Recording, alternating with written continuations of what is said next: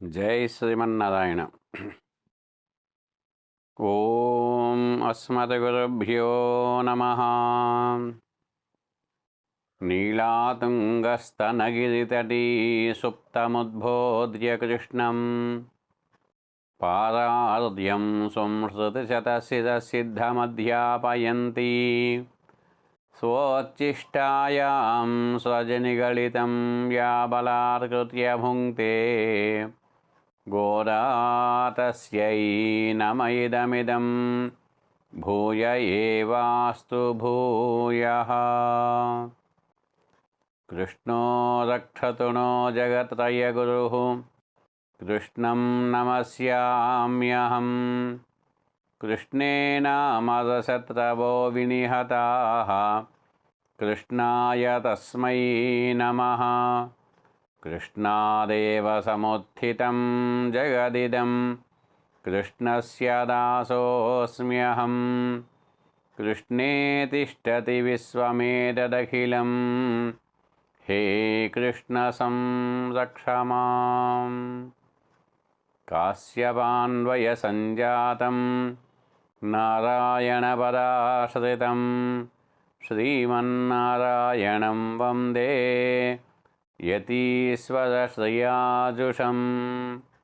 యస్య పాదనఖద్యోతిః అజ్ఞానధ్వాంతనాశనం తస్మై శ్రీగురుదేవాయ నతిరస్తు ఆత్మబంధవే.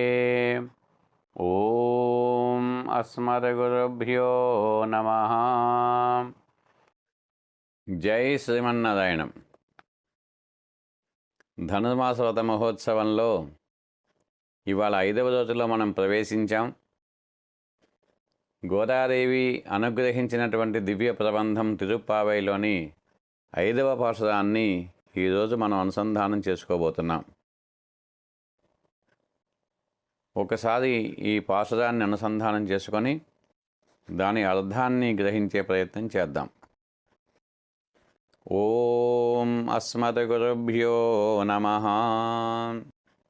మాయనై మన్ను వడమదురై మైందనై தூய பெருநீர் யமுனை துறைவனை ஆயர் குலத்தினில் தோன்றும் மணிவிளக்கை தாயை குடல் விளக்கம் செய்த தாமோதரனை தூயோமாய் வந்துடாம் தூமலர் தூவித்தொழுது வாயினால் பாடி மனத்தினால் சிந்திக்க போய பிழையும் பூதுருவான் நின்றனவும் தீயனில் தூஷாகும் செப்பேலோரெம்பாவாய். ఆండాల్ దివ్య తిరువడిగలే శరణం. ఇది 5వ పాశురం. ఈ మొదటి 5 పాశురాలు కూడా మనకు తిరుప్పావైలో ఉపోద్ఘాతము లాంటివి అని చెబుతారు. మొత్తం 30 పాశురాలు ఉన్నటువంటి ఈ ప్రబంధాన్ని 3 భాగాలుగా విభజించి మనకు అందిస్తారు. అంటే ఈ తిరుప్పావైలో చెప్పబడ్డటువంటి విషయాలను బట్టి ఈ 30 పాశురాలను 3 విభాగాలుగా చేసి చెప్పుకోవచ్చు. మొదటి 5 పాశురాలు కూడా ఉపోద్ఘాత పాశురాలము అని, తరువాత 6వ పాశురం నుంచి 10 పాశురాల పాటు భాగవత సమాశ్రయనము అని తెలియజేస్తారు. 16వ పాశురం నుంచి 30వ పాశురం దాకా భగవత్ సమాశ్రయణము అని చెబుతారు. ఇట్లా 3 భాగాలుగా చేస్తున్నారు. మొదటి భాగాన్ని మనం వాటితో పూర్తి చేసుకుంటున్నాం. ఈ 5 పాశురాల్లో కూడా గోదాదేవి భగవంతుని యొక్క 5 స్వరూపాలు తాను తెలియజేసింది. భగవంతుడు 5 స్వరూపాల్లో వేయించేసి ఉంటారు. మొదటిది పర అనేటువంటి స్వరూపము, రెండవది వ్యూహ స్వరూపము, మూడవది విభవ స్వరూపము, నాలుగవది అంతర్యామి స్వరూపము, 5వది అర్చా స్వరూపము. ఈ 5 స్వరూపాలు నిత్యము మనం స్మరించుకుంటూ ఉండాలి. అందుకోసంగా మొదటి 5 పాసురాల్లో కూడా ఒక్కొక్క రోజు ఒక్కొక్క స్వరూపాన్ని తాను తెలియజేసింది. మొదటి పాసురంలో నారాయణనే అనే పదాన్ని ప్రయోగించి పరస్వరూపాన్ని, రెండవ పాసురంలో పాదకడలుల్ పయ్య తుయింద్ర పరమన్ అడిపాడి అని చెబుతూ వ్యూహ స్వరూపాన్ని, మూడవ పాసురంలో ఓంగి ఒడగలంద ఉత్తమన్ పేర్పాడి అని చెబుతూ విభవ స్వరూపాన్ని, నాలుగవ పాసురంలో ఆడి మరై కన్నా అని చెబుతూ అంతర్యామి స్వరూపాన్ని, ఈరోజు మాయనై అని ప్రారంభించి దామోదరణై అని చెబుతూ అర్చాస్వరూపాన్ని గురించి తెలియజేస్తోంది. ఈ 5 స్వరూపాలు కూడా మనం నిరంతరము భగవంతుని స్మరించుకుంటూ ఉండాలి. అందుకోసంగా తాను మొదటి 5 పాసురాల్లోనే ఈ స్వరూపాల గురించి తెలియజేసింది అని చెబుతారు మన పెద్దలు. వ్రతం ప్రారంభం చేసుకుంది. మొదటి పాసురంలో వ్రతానికి అన్వయించేటువంటి వాళ్ళ యొక్క యోగ్యత ఎలా ఉండాలో తెలియజేసింది. ఫలం ఏమిటో కూడా తానే తెలియజేసింది. రెండవ పాసురంలో వ్రత నియమాలను తెలియజేసింది. మూడవ పాసురంలో అలా వ్రతం చేస్తే కలిగేటువంటి ఫలం ఏమిటో మనందరికీ కూడా తెలియజేసింది. నాలుగవ పాసురంలో పర్జన్యుడికి ఎట్లా వర్షించాలో తాను చెప్పింది. ఇక ఇవాల్టి రోజు వ్రతానికి ప్రారంభం చేసుకుంటూ కృష్ణ భవనానికి వెళ్ళటం కోసంగా గోపికలు ప్రయాణమయ్యారు. ఎంతమంది గోపికలు ఉన్నారట అంటే ఆ నందగో వ్రజంలో 5 లక్షల మంది గోపికలు ఉన్నారట. వాళ్ళంతా కూడా ఒక చోట చేరి అంతా కలిసి రమ్మని స్వామి చెప్పాడు కనుక అంతా కలిసి వెళ్ళాలి అని వ్రతం ప్రారంభం చేసుకుంటున్నారు. ఈలోపు అక్కడ ఉన్నటువంటి గోపికలలో కొంతమంది గోపికలకు కొన్ని సందేహాలు కలిగాయి. సహజంగా 10 మంది కూర్చుంటే మాటలలో వాళ్ళకు వచ్చేటువంటి సందేహాలు చెప్పడం మనం చూస్తూనే ఉంటాం. గోపికలలో కూడా చాలామంది గోపికలు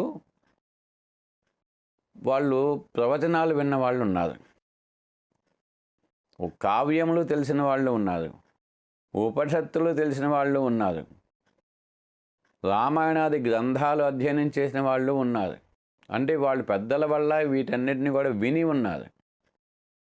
అలాంటి వాళ్ళకి కొన్ని సందేహాలు వచ్చాయి. ఒక గోపిక లేచి నిల్చొని తన సందేహాన్ని చెబుతోంది. ఏమని? మనం భగవంతుని చేరటం కోసం వెళ్తున్నాము, ఏదైనా ఒక మంచి పని చేయాలి అంటే ఆటంకాలు చాలా వస్తాయి అని చెబుతారు కదా. శ్రేయాంసి బహువిఘ్నాని అనే నానుడి ఉంది కనుక మనం కూడా పరమాత్మను చేరుకోవడం కోసంగా వెళ్ళేటువంటి మన ప్రయాణం సాగుతుందా, మనం కలుసుకోగలుగుతామా, స్వామిని మనం సేవించగలుగుతామా అన్న సందేహాన్ని వెలిబుచ్చింది. ఎందుకు వస్తుందట అంటే మంచి పని అంటే రాముడంతటి వాడికి కూడా తాను పట్టాభిషేకం చేసుకోవాలి అనేటువంటి సమయంలో ఆ పట్టాభిషేకము అవ్వలేదు. అదే ముహూర్తానికి తాను వనవాసం వెళ్ళాల్సి వచ్చింది. ఒక మంచి పని ప్రారంభం చేస్తే ఆటంకాలు ఎదురవుతాయి అని చెప్పడానికి ఒక ఉదాహరణగా తాను చెబుతోంది. శ్రీరామచంద్రస్వామి యొక్క పట్టాభిషేకం చేయటం కోసంగా దశరథ మహారాజే స్వయంగా తాను పిలిపించి ప్రజల యొక్క అనుమతిని కూడా పొంది వశిష్ఠాది ఋషులను పిలిచి వాళ్ళతో ముహూర్తాన్ని ఏర్పాటు చేసి రామచంద్రుడిని పిలిచి రామచంద్రుడికి తెల్లవారితే నీకు పట్టాభిషేకం అని చెప్పాడు. అన్ని వ్యవస్థలు సక్రమంగానే సాగిపోయాయి. రాజుగారి అనుమతి ఉంది, ప్రజల యొక్క అనుమతి ఉంది, మహర్షుల యొక్క ఆశీర్వాదము ఉంది. అన్నీ ఉన్నప్పటికీ కూడా రామచంద్రుడంతటి వానికే పట్టాభిషేకం జరగాల్సింది జరగకుండా ఆగిపోయింది. మరి మనలాంటి వాళ్ళం భగవంతుని సేవించుకోవాలి అని పోతున్నాం, మనకు సాధ్యమవుతుందా అంటూ ఒక సందేహాన్ని లేవనెత్తింది ఒక గోపిక. అది వినగానే మరొక గోపిక లేచింది. నిజమే నువ్వు చెప్పిన మాట, నేను కూడా కావ్యాల్లో విన్నాను, మనం అనుకున్న పనులు అనుకున్నట్టుగా అవ్వవట, దాంట్లో కావ్యంలో ఒక పద్యం ఉంది అంటూ ఆ పద్యాన్ని చెప్పింది. ఏమిటట అది? రాత్రిర్గమిష్యతి భవిష్యతి సుప్రభాతం భాస్వానుదేశ్యతి హసిష్యతి పంకజశ్రీ ఇత్థం విచింతయతి పద్మగతే ద్విరేఫే హా హంత హంత నళినీం గజవుజ్జహార అనే ఒక శ్లోకం ఉంది. ఆ శ్లోకంలో 2 తుమ్మెదలు, ఒక తుమ్మెద అది ఒక పద్మంలో ఉండి ఆ పద్మంలో ఉన్నటువంటి మకరందాన్ని ఆస్వాదన చేస్తూ తనను తాను మర్చిపోయింది. ఎప్పుడైతే చీకటి పడిందో అప్పుడు ఆ పద్మము ముకుళించుకుపోయింది. సూర్యుని యొక్క కిరణముల చేత అది వికసిస్తుంది. సూర్య అస్తమయం అయిపోగానే ఆ పద్మం ముకుళించుకుపోతుంది. చీకటి పడగానే సంధ్యా సమయం అవగానే ఆ పుష్పం ముకుళించుకుపోయింది. దాని లోపల తుమ్మెద ఉండిపోయింది. అలా ఉండిపోయినటువంటి తుమ్మెద మనసులో అనుకుంటోంది, ఏమని? రాత్రిర్గమిష్యతి భవిష్యతి సుప్రభాతం. ఎలాగోలా ఈ రాత్రి గడిచిపోతుంది, తెల్లవారుతుంది, సూర్యుడు ఉదయిస్తాడు. ఆ ఉదయించినప్పుడు సూర్యుని యొక్క కిరణములు ఈ పద్మం పైన పడితే ఆ పద్మం మళ్ళీ వికసిస్తుంది. ఎప్పుడైతే ఆ పద్మం వికసిస్తుందో అప్పుడు నేను భాస్వానుదేశ్యతి హసిష్యతి పంకజశ్రీ, సూర్యుని యొక్క కిరణములు పడగానే పద్మం వికసిస్తుంది. వికసించగానే నేను ఎగిరి వెళ్ళిపోతాను. ఇట్లా ఇంకెప్పుడు ఇట్లా పద్మాలలో చిక్కుకోకుండా జాగ్రత్త పడాలి అంటూ ఆలోచిస్తోంది. ఎప్పుడెప్పుడు తెల్లవారుతుందా, ఎప్పుడెప్పుడు సూర్యకిరణాలు వస్తాయా, ఎప్పుడెప్పుడు ఈ పద్మం వికసిస్తుందా, నేను వెళ్ళిపోదాము అని చూస్తూ ఉందట. ఇంక తెల్లవారటానికి కొద్ది సమయమే ఉంది. సూర్యకిరణాలు పడుతూ ఉన్నాయి, పద్మం కొద్ది కొద్దిగా విచ్చుకుంటోంది. లోపల ఉన్నటువంటి తుమ్మెద సంతోషపడుతోంది, తాను బయటికి వెళ్ళిపోయే సమయం వచ్చింది అని అనుకుంటూ ఆనందపడుతోంది. ఇంతలో ఎక్కడి నుంచో ఒక ఏనుగు వచ్చింది. హా హంత హంత నళినీం గజవుజ్జహార. ఆ ఏనుగు, వచ్చిన ఏనుగు తొండంతో ఈ పద్మాన్ని చుట్టి బయటికి లాగి తెంపి బయట లాగి ఒడ్డున పడేసింది. ఇక పద్మం ఎప్పుడు విచ్చుకుంటుంది? ఇక ఆ పద్మం విచ్చుకోను లేదు, దానిలో ఉన్నటువంటి తుమ్మెద బయటకు రాలేదు. అంటే ఆ తుమ్మెద ఏమనుకున్నదో అది అవలేదు. మనం అనుకున్న పనులన్నీ అనుకున్నట్టుగా అవవు అంటూ ఆ గోపిక కూడా తాను నేర్చుకున్నటువంటి, తాను విన్నటువంటి కావ్యాల్లోని విషయాన్ని తాను తెలియజేసింది. ఇంతలో మరొక గోపిక లేచింది. మనం ఎప్పుడైనా ఒక విషయాన్ని మాట్లాడుకుంటుంటే ఆ విషయానికి సంబంధించి ఒక్కొక్కరికి ఆయా జ్ఞాపకాలు వస్తూ ఉంటాయి. వాటికి సంబంధించినటువంటి జ్ఞాపకాలు వస్తుంటాయి. అవన్నీ వాళ్ళ అనుభవాలు వాళ్ళు చెప్పడం మనం సహజంగా చూస్తున్నాం లోకంలో. అట్లాగే ఈ గోపికల్లో మరొక గోపిక లేచి, ఈమె వేదాంతం అంతా విన్నది, ఉపనిషత్తులన్నీ విన్నది ఈమె. ఆమె చెబుతోంది, నిజమేను, వేదాంతంలో కూడా ఇట్లాగే ఉంది. క్షీయంతే చాస్య కర్మాణి తస్మిన్ దృష్టే పరావరే. మన యొక్క కర్మలన్నీ నశించిపోతే తప్ప మనం భగవంతుని పొందలేము. భగవంతుని పొందితే తప్ప మన యొక్క కర్మలు నశించవు. కనుక మనం చేసుకున్నటువంటి పాపపుణ్యములతో భగవంతుని దగ్గరికి వెళ్ళటం అనేది సాధ్యం కాదు. పాపపుణ్యాలు తొలగించుకునే పరమాత్మ దగ్గరికి వెళ్ళగలగాలి అంటూ ఆ గోపిక కూడా చెప్పింది. మరొక గోపిక లేచింది, అవును, నువ్వు చెప్పింది నిజమేను, నేను కూడా విన్నాను. అవశ్యం అనుభోక్తవ్యం కృతం కర్మ శుభాశుభం అని ఉంది. మనం చేసుకున్నటువంటి పాపము కానీ పుణ్యము కానీ అవశ్యంగా మనం అనుభవించాల్సిందే. నా భుక్తం క్షీయతే కర్మ కల్పకోటి శతైరపి. ఎవరైతే వాళ్ళు పాపమో పుణ్యమో చేసుకుంటారో ఆ పాపపుణ్యాల యొక్క ఫలాన్ని కల్పకోటి శతైరపి, కోటి జన్మలు ఎత్తినప్పటికీ కూడా ఇవాళ చేసినటువంటి కర్మ ఫలాన్ని తప్పకుండా మనం అనుభవించాల్సిందే. ఎవరు చేసుకున్నది వాళ్ళు అనుభవించాల్సిందే అని నేను విన్నాను. మరి మనం ఎన్ని జన్మల నుంచో మనం చేసుకున్నటువంటి పాపపుణ్యాలన్నీ ఉన్నాయి. ఇవన్నీ తొలగిపోకుండా మనం పరమాత్మ యొక్క దర్శనం చేసుకోవడం సాధ్యపడదు అంటూ ఆమె కూడా చెప్పింది.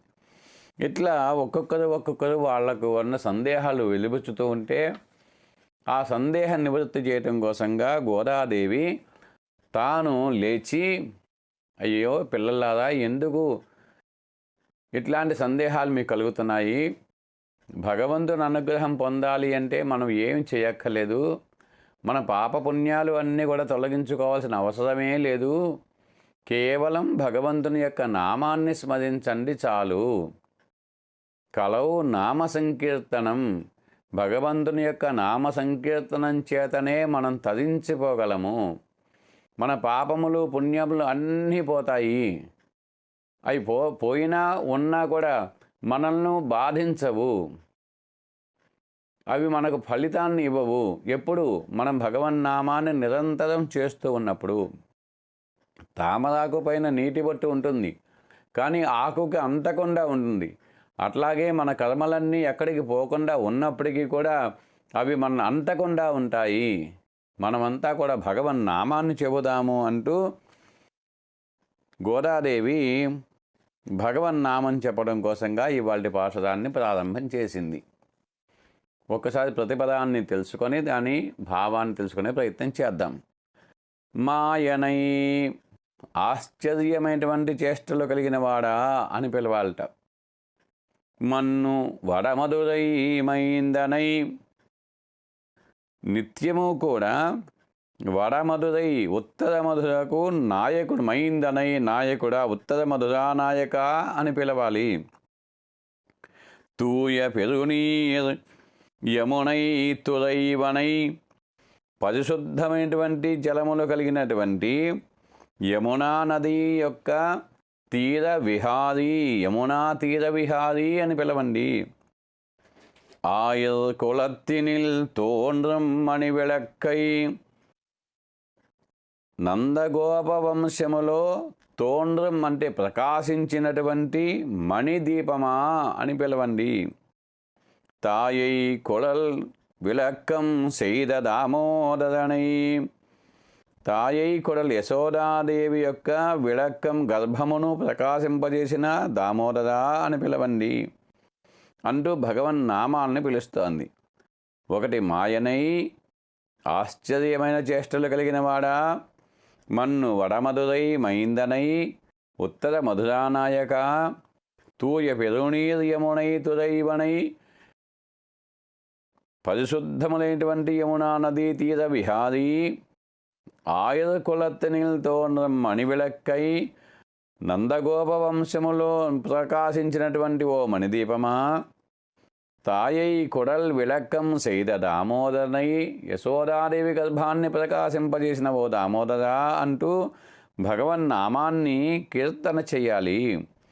అలా చేసుకుంటూ తూయోమాయ్ వందు, మనం పరిశుద్ధమై మనం వెళితే, వందు వస్తే గనక నాం తూ మలద తూవి తొజుడు, అట్లా మనసు పాడుతూ ఉండాలి. మనస్సులో భగవన్నామాన్ని చెప్పుకుంటూ తూ మలద పవిత్రమైనటువంటి తూవి తొజుడు పుష్పాలను తీసుకొని వాయినాలు పాడి నోటితో పాడుకుంటూ మనత్తినాల్సిందిక్క మనస్సుతో చింతన చేసుకుంటూ మనం స్వామి దగ్గరికి వెళితే ఏమవుతుంది? పోయ పిరయం పుగుదురువాన్ నిన్ననవం తీయనిల్ తూశాకం చెప్పు. మన యొక్క ప్రాచీన కర్మలు, పోయే పిరయం అంటే పూర్వజన్మల నుంచి వచ్చేటువంటి కర్మలు అన్నీ, పుగుదురువాన్ రాబోయేటువంటి కర్మలు అన్నీ కూడా తీయనిల్ తూశాకం పెద్ద అగ్నిలో వేసినటువంటి దూదిలాగా నశించిపోతాయి. కనుక భగవన్నామాన్ని చెప్పు అంటూ ఇవాళ పాఠంలో స్వామి నామ మహిమను చెబుతోంది. నామ సంకీర్తన చెయ్యమని చెబుతోంది గోదాదేవి. మొట్టమొదటిగా భగవన్నామాన్ని చెబుతూ ఆశ్చర్యమైనటువంటి చేష్టలు కలిగిన వాడు మాయావి అని పిలవాలట. మాయావి అంటే ఏంటి? భగవంతుని యొక్క ఆశ్చర్యమైనటువంటి చేష్టలు ఎలాంటివి ఆయనవి అంటే, భగవంతుడి గురించి చెప్పుకోవటం కానీ, ఆయన గురించి వినటం కానీ, ఆయన గురించి ఆలోచన చేయటం కానీ, ఇవన్నీ ఆశ్చర్యకరాన్ని కలిగించేవే మనకు. ఆశ్చర్యవత్ వదతి, ఆశ్చర్యవత్ పశ్యతి, ఆశ్చర్యవత్ శృణోతి, శ్రుత్వాప్యేనం వేదన చైవ కశ్చిత్. భగవంతుని యొక్క తత్వాన్ని గురించి చెప్పటము, భగవంతత్వాన్ని గురించి వినటము, భగవతత్వాన్ని గురించి చూడటము కూడా ఆశ్చర్యంగానే ఉంటాయి. అట్లాగా ఎంత చెప్పినా భగవంతుని యొక్క తత్వము గురించి అంత ఆశ్చర్యంగానే ఉంటుంది. ఆయన పుట్టుక నుంచి ఆయన చేసేటువంటి ప్రతి పని కూడా ఆశ్చర్యాన్ని కలిగించేవే అయి ఉంటాయి.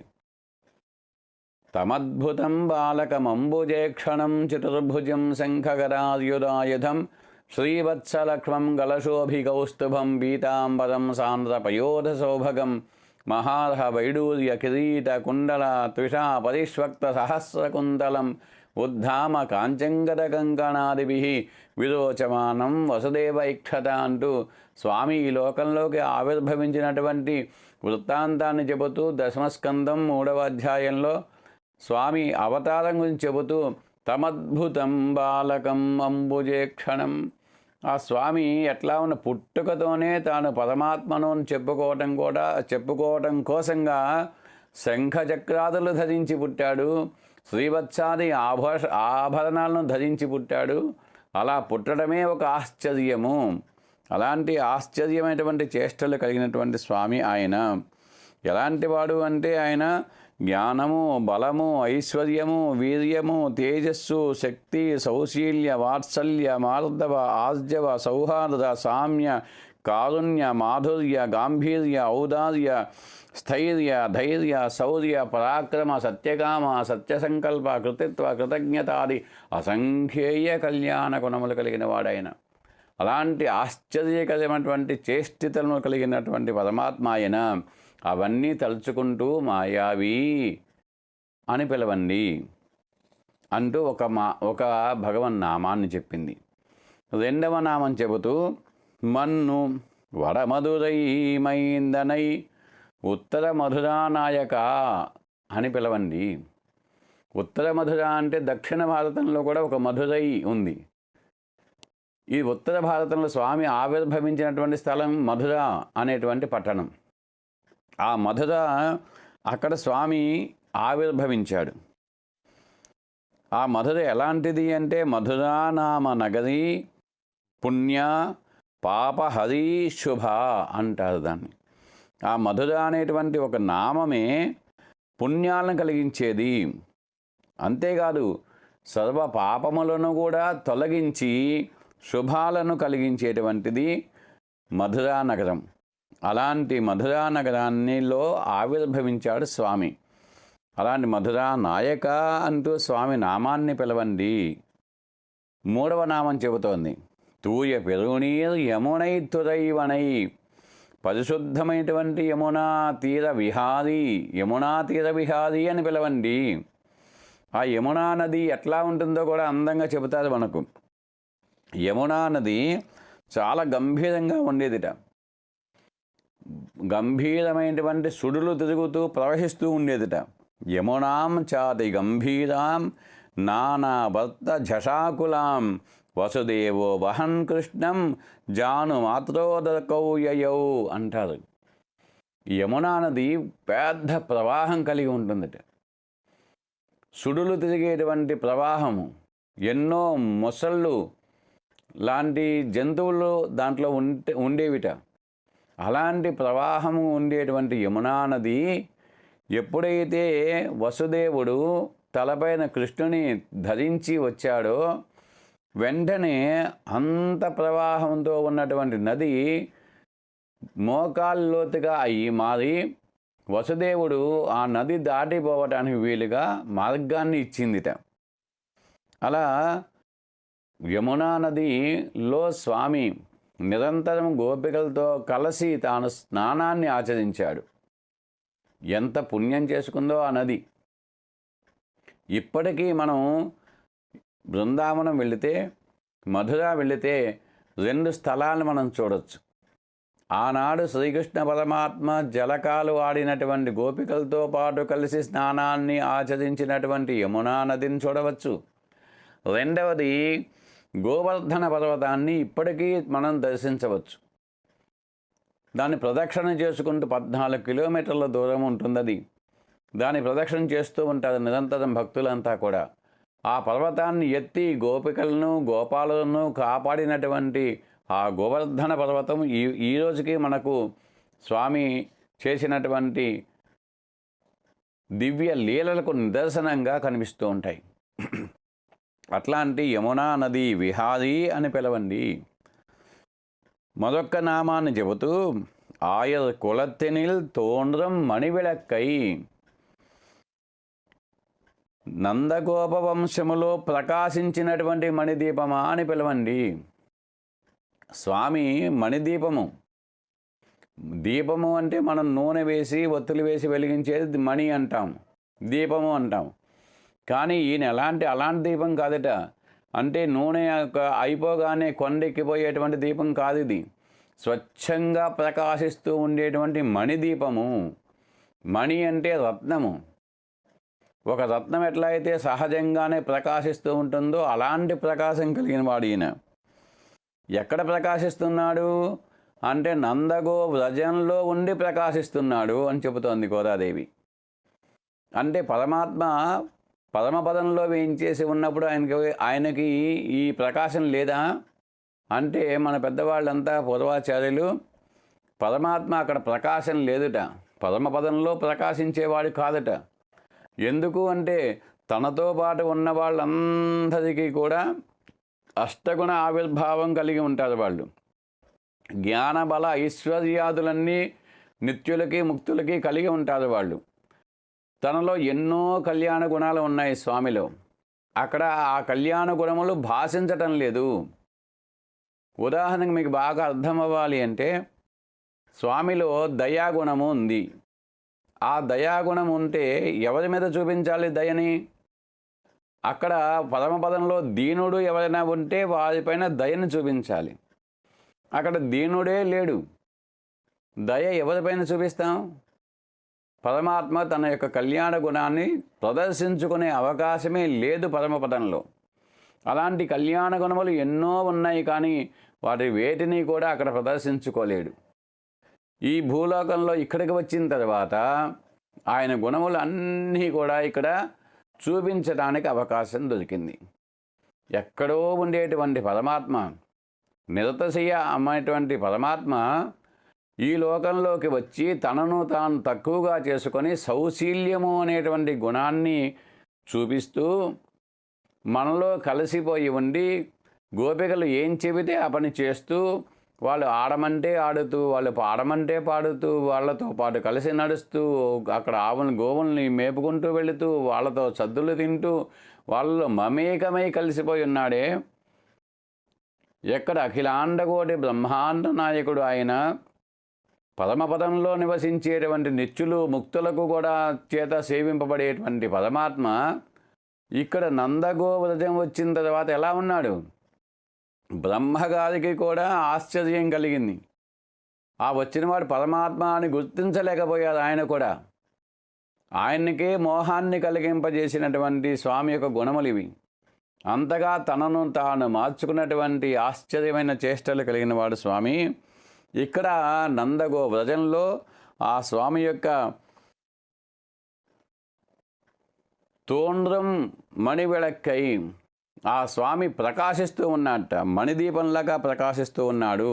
అలాంటి మణిదీపమా అని పిలవండి. మరొక నామాన్ని చెబుతోంది, తాయై కొడలు విళక్కం సెయ్ద దామోదరనై దామోదర అని పిలవండి. ఈ నామం చాలా ఇష్టమైన నామం స్వామికి. దామోదర అంటే అర్థం ఏమిటి? దామము అంటే మత్స. ఉదరము పైన ఒక మత్స కలిగి ఉండటం వల్ల స్వామికి దామోదర అని పేరు వచ్చింది. ఎందుకు ఏర్పడింది ఆ మత్స? ఎలా ఏర్పడింది అంటే యశోదాదేవి స్వామిని ఒక తాడితో కట్టింది. ఆ కట్టినప్పుడు ఒక మచ్చగా ఏర్పడిపోయింది. దానివల్ల ఆయనకి దామోదర అని పేరు వచ్చింది. అంటే భగవంతుడు ఒక స్త్రీ చేత కట్టబడ్డాడు. ఎవ్వరికి అందనటువంటి ఆ స్వామి, మనస్సుకి వాక్కుకి కూడా దొరకనటువంటి స్వామి, ఒక స్త్రీ తాను నియమించేటువంటి ఒక స్త్రీ చేత బంధింపబడ్డాడు. ఎలా బంధింపబడ్డాడు? దేనికి వశమై బంధింపబడ్డాడు అంటే ఆమె యొక్క ప్రేమకు బంధింపబడ్డాడు ఆయన. యశోదాదేవి యొక్క ప్రేమకు స్వామి బందీ అయ్యాడు.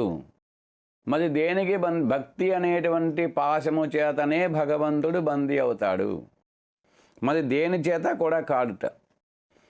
ఈ దామోదర అనేటువంటి సౌలభ్యాన్ని చూసి ఆళ్వారంతా కూడా అవి తలుచుకొని ఈ లీలను తలుచుకుంటూ వాళ్ళు ఎక్కువ మూర్ఛపడిపోయేవారట. అలాంటి సౌలభ్యం కలిగి ఉండి ఈ లోకంలోకి వచ్చిన తర్వాత స్వామి అలాంటి ఆశ్చర్యమైనటువంటి చేష్టలు కలిగి ఉండి మనలో కలిసిపోయి ఉండేవాడు. అలాంటి భగవన్నామాన్ని చెప్పండి. ఈ విధంగా భగవన్నామాలు చెబితే ఏమవుతుంది? మనమంతా కూడా ఎప్పుడైతే భగవన్నామం చెబుతామో అప్పుడు మనలో పరిశుద్ధత ఏర్పడుతుంది. మనమంతా కూడా తూయోమాయి వందు నాం, మనం పరిశుద్ధులమై వచ్చాము. భగవంతుని సేవించడం కోసంగా మనం స్నానం చేసి రావక్కర్లేదు. స్నానం దేనికోసం అంటే ఆంతరంగికమైనటువంటి స్నానం ఒకటి, బాహ్యమైనటువంటి స్నానం ఒకటి. ఈ శరీరాన్ని శుద్ధి చేసుకోవటం కోసం చేసేటువంటి స్నానము బాహ్యమైన స్నానం. ఆంతరంగికమైన స్నానం కూడా కావాలి. అంటే మన మనస్సు కూడా పరిశుద్ధమై ఉండాలి. ఎప్పుడు వస్తుంది మనస్సుకు పరిశుద్ధత అంటే? ఇదిగో ఇలాంటి భగవన్నామాన్ని కీర్తించటం వల్ల మన మనస్సులు పరిశుద్ధమవుతాయి.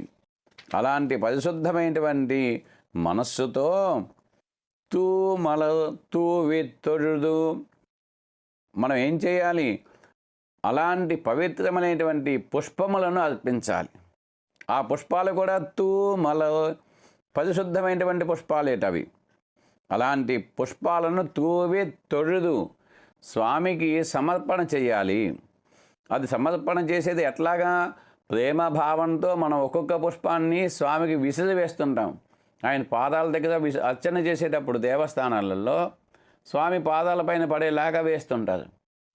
తూవి తొഴുదు ఆ పుష్పాన్ని తీసుకోవడం, పాదాలకి స్వామి మన హృదయంలో చూపించడం, హృదయంలో ఉన్న ప్రేమను పుష్పాల్లో నింపడం, ఆ నింపినటువంటి పుష్పాన్ని స్వామి పాదాల దగ్గర ఇవ్వటం. అట్లా మనం పరిశుద్ధమైనటువంటి భావనతో ఇవ్వాలి. ఆ ఇచ్చేటువంటిది ఎట్లాంటిది? పుష్పములకు పారిశుద్ధ్యం కావాలా? సమర్పించేటువంటి వాళ్ళ యొక్క భక్తి ఆ పుష్పాలలో కనిపించాలి. అలా భక్తిగా ఆ పుష్పాలను మనం పరమాత్మకు సమర్పించాలి.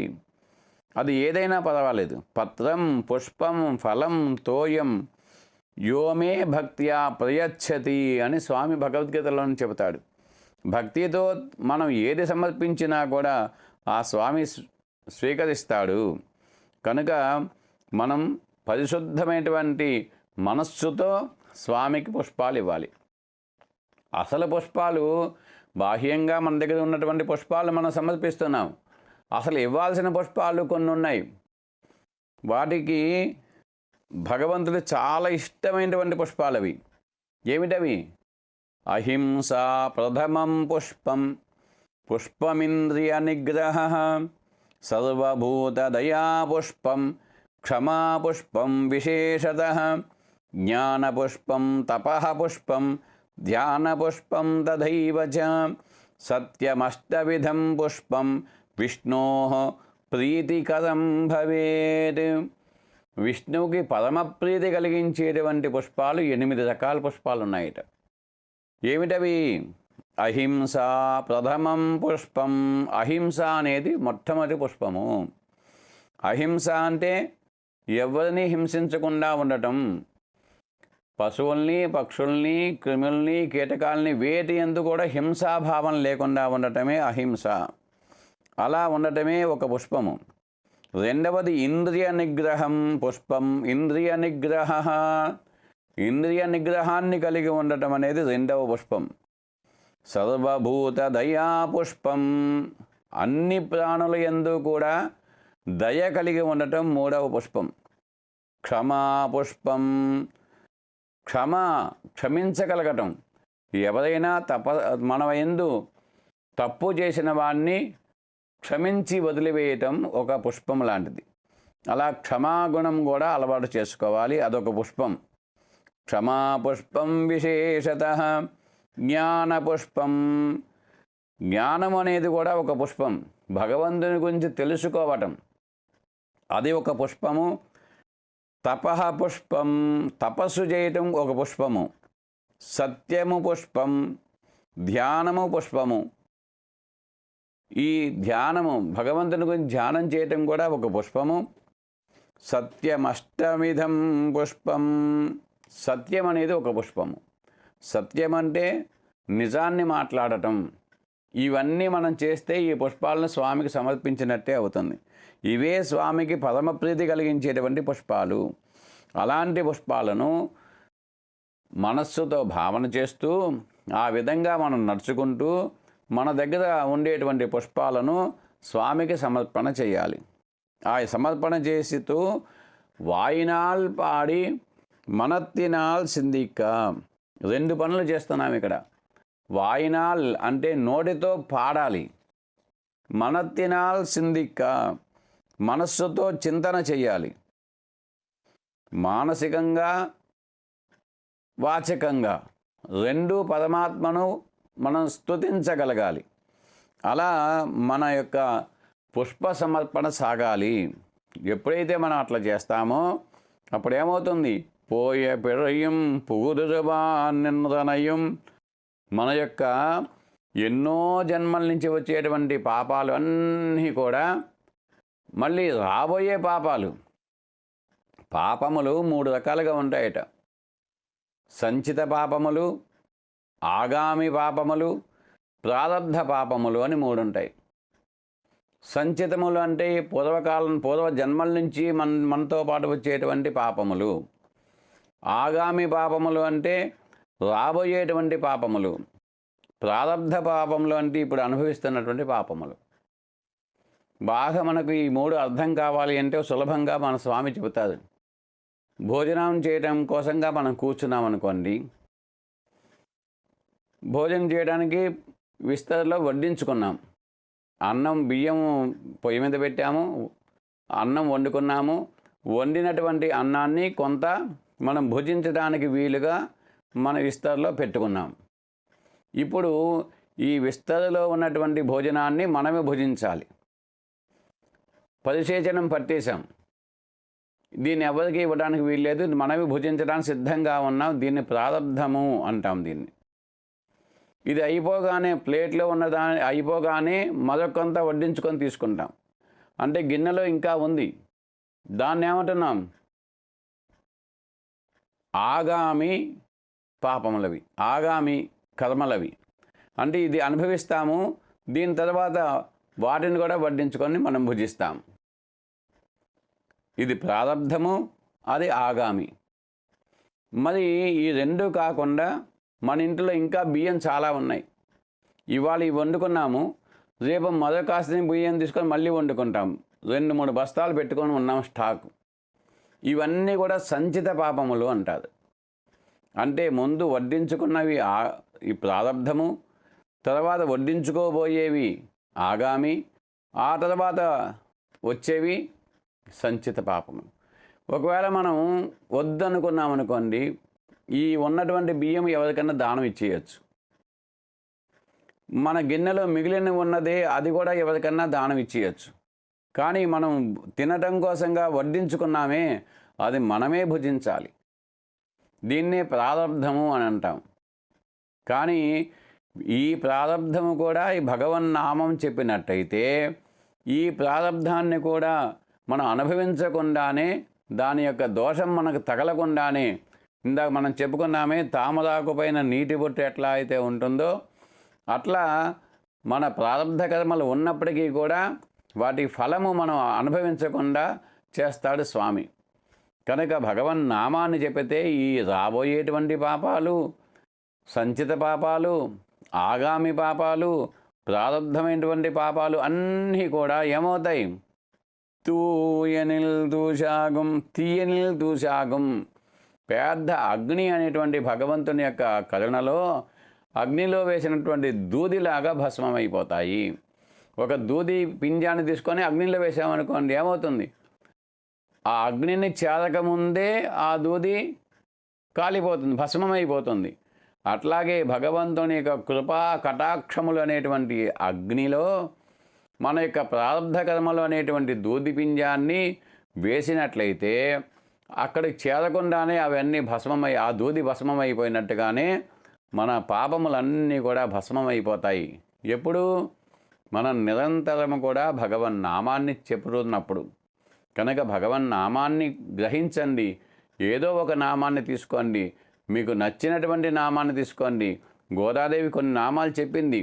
వీటిల్లో నారాయణ, గోవింద, రామ, కృష్ణ, ఏదో ఒక నామాన్ని, మీకు నచ్చిన నామాన్ని తీసుకోండి. నిరంతరము ఆ నామాన్ని స్మరణ చేస్తూ ఉండండి. కలవు నామ సంకీర్తనం. కేవలం భగవంతుని యొక్క నామ సంకీర్తన వల్లనే మన పాపములన్నీ నశించిపోతాయి. కనుక అలా నామం చెబుతూ మనం ముందుకు వెళదాం అని గోపికలందరికీ కూడా గోదాదేవి అనునయించి చెప్పింది. వాళ్ళందరికీ సంతోషం కలిగింది. ఇక వ్రతానికి ముందుకు వెళ్ళాలి, అంతా వచ్చారా లేదా అని చూసుకున్నారు. చూసినప్పుడు స్వామి అందరినీ కలిసి రమ్మని చెప్పాడు. చూడగా స్వామికి ఇష్టమైనటువంటి 10 మంది గోపికలు రాలేదు. వాళ్ళు ఎంతవరకు రాలేదు కనుక తెల్లవారకుండానే రమ్మని చెప్పాడు. ఆ ముఖ్యమైనటువంటి గోపికలు 10 మంది రాలేదు. ఏం చేయాలి? మనమే వాళ్ళ ఇంటికి వెళ్ళి ఒక్కొక్క గోపికను మేలుకొలుపుకుంటూ వాళ్ళను మన గోష్ఠిలో కలుపుకొని ముందుకు సాగుదాం అంటూ గోదాదేవి మొదటి గోపిక ఇంటికి వెళ్తుంది. రేపు ఆ మొదటి గోపికని మేలుకొలుపుతోంది. ఎలా మేలుకొలుపుతోందో, ఏమని చెప్పిందో కొన్ని ప్రభాత చిహ్నాలు చూపించి తెల్లవారిందమ్మా మేలుకో అంటూ మేలుకొలుపుతుంది. ఏమని చెప్పిందో, ఎలా మేలుకొలిపిందో రేపు అనుసంధానం చేసుకుందాం. జై శ్రీమన్నారాయణ.